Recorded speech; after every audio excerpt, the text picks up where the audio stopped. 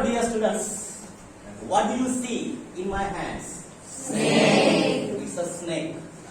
And whenever we see or come across any snake, what type of feeling arises in our mind? Fear.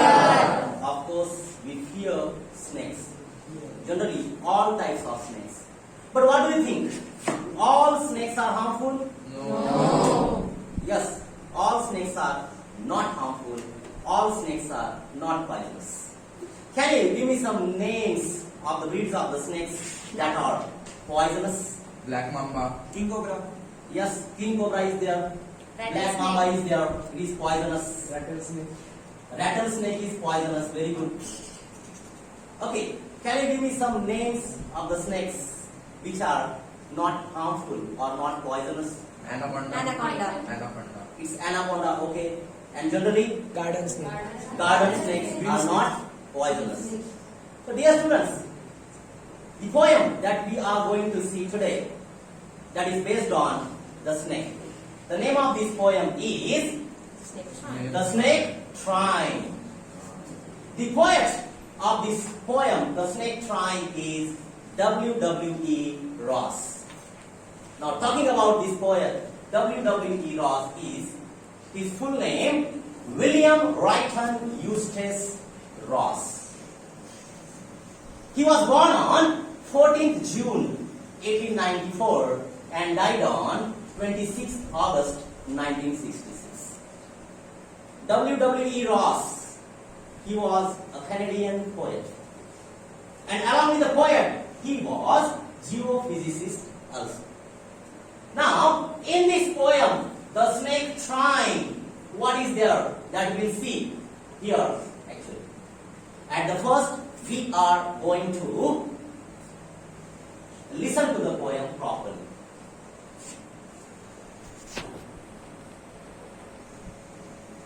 The snake, trying to escape the pursuing stick with sudden curvings of thin long body. How beautiful and graceful are his shapes. He glides through the water away from the stroke.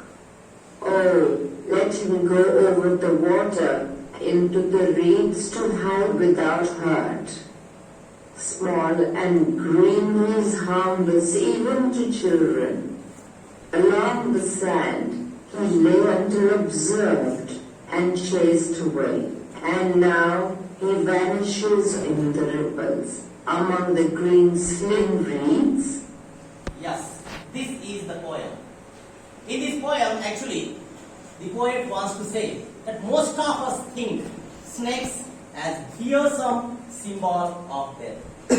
But all the snakes are not like that. Even the snake which is presented by the poet in this poem itself is a victim. Come on, and now I want from you somebody to read beginning lines of this poem. Yes, Atal. The snake trying to escape the pursuing stick with sudden curvings of thin, long body. How beautiful and graceful are his shapes. He glides through the water away from the stroke. Okay, very good. Sit down. Look at this. Now in these beginning lines, what does the poet say? The snake is trying to escape the pursuing stick. This is the snake, right? And somebody is holding a stick. And the snake is trying to escape, trying to save himself from this pursuing stick. Here we have got the word pursuing. Look at this word, the meaning of this word. At first, we have the pronunciation of this word. Pursuing, Come on, repeat. Pursuing. Once again. pursuing, Pursuing. The meaning of the pursuing is be involved in simple language we can say pursuing means yes? Following, yes. Following. Understand? Or chasing somebody. Right. So here the snake is trying to escape from the stick. The stick pursuing the snake to kill him. Right. Now the poet says again that with sudden curvings of thin long body, the snake is trying to save himself. How? Look at this. How is the body of the snake? Thin and long. And making the curvings. Curvings in the sense? Curvings? Curving in the sense? Moving crisscross. Okay, moving in a twisting manner. Understand? We have the words here. You can see on the screen. See here in this way. Pursuing means chasing or following. In the picture you can see the snake is trying to escape from this person who is holding a stick, right, and trying to hit the snake. But the snake is now moving ahead with twisting movements. Okay. Once again, we move back to the poem now. See. So here the poet says in the next line, how beautiful and graceful are his shapes when he is moving ahead with twisting movement. So his shapes are very beautiful and graceful. Look at this. You can also imagine while looking at this snake. Okay. Beautiful shapes. Graceful shapes. Graceful in the sense? Attractive shapes.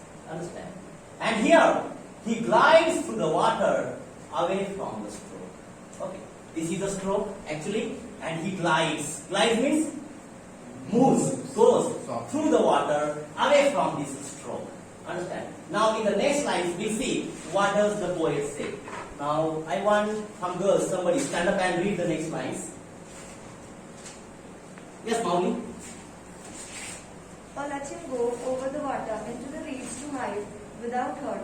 Small and green is harmless even to children. Very nice, very good. Sit down. Here in the next lines, the poet says that let him go. Here he in the sense that snake. The poet wishes, the poet wants that the snake should go without hurt. Right? So he says, oh, let him go over the water into the reeds to hide without hurt. Understand? And he says that the snake is small. And here in this line, he is giving the color of the snake also. What is the color of the snake? Green. You can see here. Green snake. And here, the color of the snake indicates that the snake is not poisonous. The snake is garden snake. Very good. So here, what does he say? Let him go. Let him go over the water into the reeds to hide. I can just show you the reeds here. Just wait.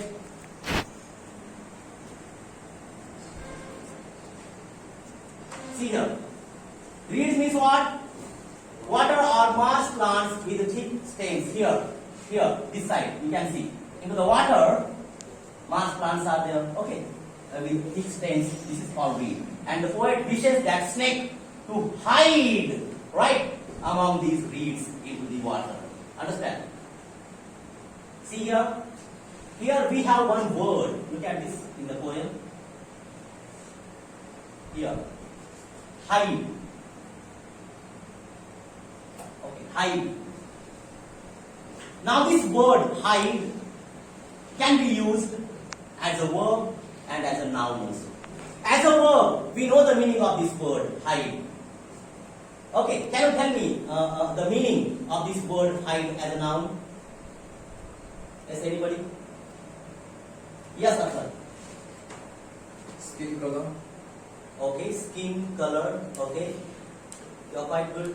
You tried well, very good. Sit down. Anybody else? Yes. Skin color of an animal. Skin color of an animal. Okay, sit down. Let us see from this English dictionary feature of this ReadToMe. As a verb, prevent from being seen or discovered. Right? We play hide and seek game. Right? Hide. We hide from somebody. Right? So it is as a verb, prevent from being seen or discovered. But as a noun, what is it? The dressed skin of an animal actually. Especially a large animal. It is called hide. Hide of a lion, we can say, right? Hide of a tiger, hide of giraffe. That skin of that particular animal is called hide. But here, what does the poet wishes for the snake? Let him go. Right? into the reeds of the water to hide without hurt, because he says that snake is small. He is giving the color of the snake. The snake is green. It means it is harmless. And he says even to the children also, this snake is harmless. Let me know. Now what does the poet say in the next lines? We'll see now. Somebody read and somebody stand up and read the next lines. Yes, anybody? Yes, Dhanashree. Along the sand he lay until observed and chased away, and now he vanishes in their place among the green sleep reeds. Very good, very nice. Sit down. What does the poet say in these last lines? You can see here. In this last line, the poet tells us where was the snake before somebody saw it, before somebody observed and chased it to kill. Here it is given. He was along the sand and he lay until observed. Where was the snake then? Lying on the sand. Lying on the sand, peacefully, without making any movement, without giving trouble to anybody. And he was chased away now. And now he vanishes in the ripples at the end. Vanishes. Vanishes in the sense? Vanishes? Disappears. Yes, disappears. Now he disappears in the ripples among the green slim reeds. Just now we saw the meaning of reeds. Reeds in the sense? Yes. Marsh plants, green plants into the water. Now he is hiding there. Okay, he disappears there in the green slim reeds. But where? In the ripples. Now what is ripples? I would like to show you a small clip of this ripple effect. Okay, into the water. You can just see.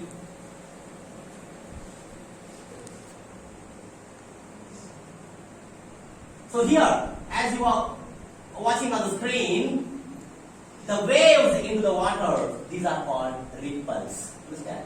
These are ripples. Or this is the rippling effect into the water. So in this way, at the end, we come to know that the snake was safe, not being killed by anybody. Understand? Though it was chased away. Though it was chased away and the person was having the stick in the hand, the snake is now safe. Now, looking at this poem, once again, we are going to see some things. Now, any doubt regarding this poem? No, sir. Okay. Now look at this poem. Do you find any rhyming scheme in the poem? No. Look at this carefully. Any rhyming scheme? See? Trine, stick, thin, beautiful, shades, away, go, water, hide. No. There is no any kind of rhyming scheme in the poem. And if there is no any kind of rhyming scheme in the poem, such poem is called what? Anybody knows? Yes? Yes, madam. This is called free verse. When there is no rhyming scheme in the poem, it is called free verse. Again, talking about some poetic devices used here. That is, see, in this line, he is harmless even to children. He is harmless even to children. In this line, the sound, especially consonant sound, her is repeated. And when a consonant sound is repeated in the same line, the poetic device alliteration is used. Alliteration is used in this line. He is harmless even to children. Understand? Now we are going to see the questions of this poem. Question answer. Be ready? First question for you. What is the snake trying to escape from? Anybody? What is the snake trying to escape from? Yes, Utkarsh. The snake is trying to escape from a pursuing stick. Very good. The snake is trying to escape from a pursuing stick. Okay. Next question. Is it a harmful snake? Yes. No, it is not a harmful snake. Very good. Sit down. What is its color? Yes. Small and green. Its color is green. The snake is small. Very good. But color is green color. Green color indicates that the snake harmless. Garden snake. Very good. Now, the poet finds the snake beautiful, right, in this poem. Now, find the words he uses to convey its beauty. Who can tell me the words? Yes. Yes, better. Beautiful and graceful. Yes, beautiful and graceful. These words poet uses in this poem to convey the beauty of the snake. Very good. Next question. What does the poet wish for the snake? What does the poet wish for the snake? Yes. The poet wishes for the snake that he left unharmed. Okay, without harm, without hurt. Yes, Athar. The poet wishes for the snake to go through the water without getting hurt. Very good. Sit down. The poet wishes that the snake would go without hurt from that chasing or pursuing stick. Very good. Next question. Where was the snake before anyone saw it and chased it away? Where was the snake before anyone saw it and chased it away? Yes. It was lying on the sand. The snake was lying on the sand without making any movement, right? Before anyone saw it and chased it away. Very good. Sit down. Now, where does the snake disappear at the end? Yes. Ripples. The snake disappears into the ripples. Okay, very good.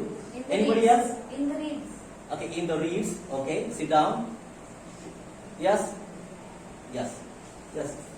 The snake vanishes into the ripples among the green slim reeds. Yes, the snake vanishes or disappears among the green slim reeds of the water. Understand? At the end. So, dear students, do we have any doubt regarding this poem now? So that's all for this poem, The Snake Trine. Tomorrow we'll meet with the new lesson, next lesson. Till then, have a goodbye and take care.